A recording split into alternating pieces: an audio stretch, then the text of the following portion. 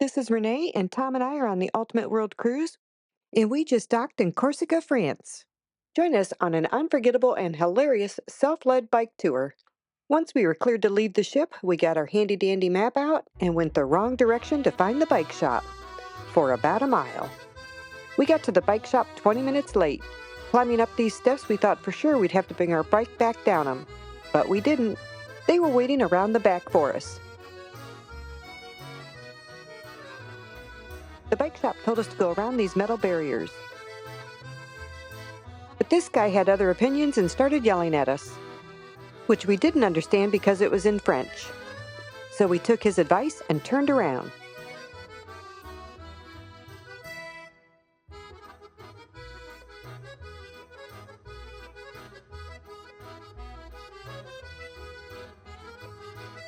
We regrouped and tried it again. And as we turn the corner, this is where my GoPro dies. We biked for 11 miles, but I'm only going to be able to show you about half of that.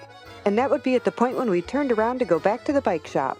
So as we're heading back to the bike shop, I'll tell you a little bit about Corsica, France. And of course, the additional mishaps that happened along the way.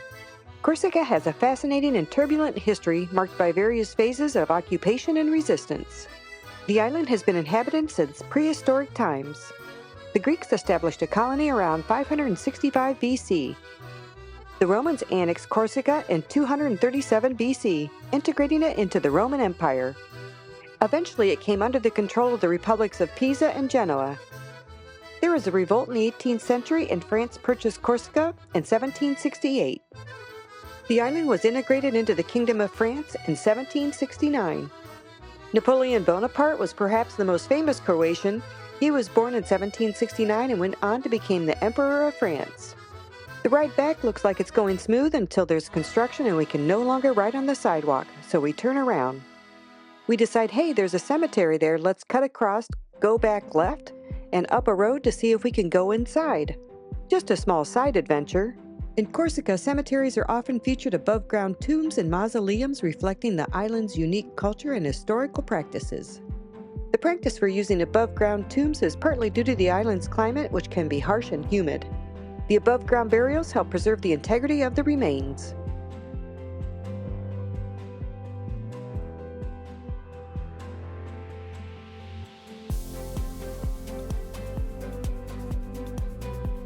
So we go up and up and up this road, right into a dead end. At this point, we turn around again and decide we're just going to head back to the bike shop. Because what else could go wrong? It was, however, a beautiful day for a bike ride with the ocean to our right.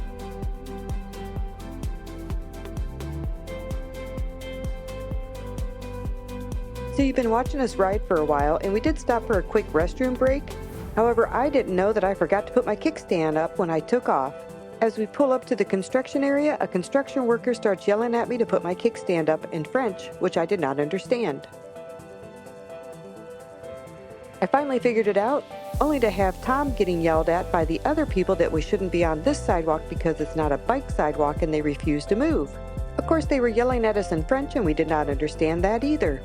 However, the sidewalk was clearly marked biking and pedestrians.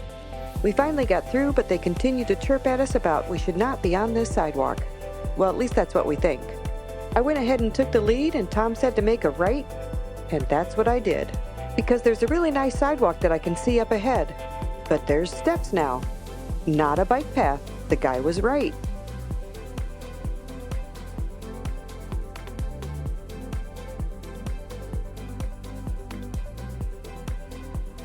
It eventually turns into a bike path and we again have beautiful views.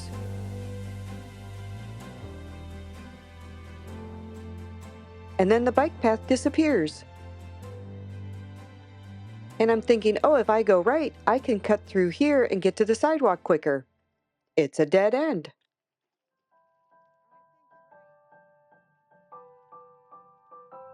So we turn around again.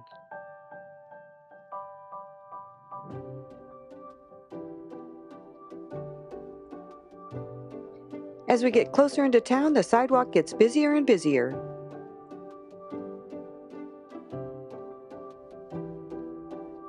We stopped long enough to take a picture of the fort that was built between 1492 and 1789. Oh look, we're at the port. But we're not stopping because we have to go another mile past the port to drop off the bikes.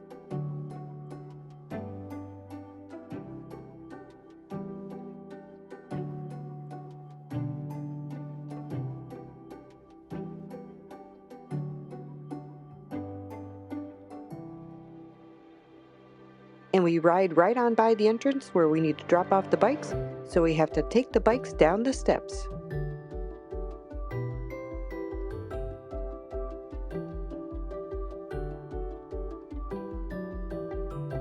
And around the back.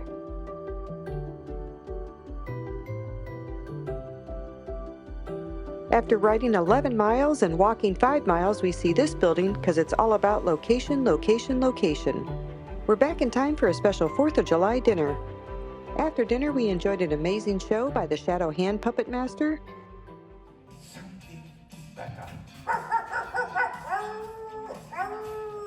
Do you want to make him happy? And of course, he's not finished.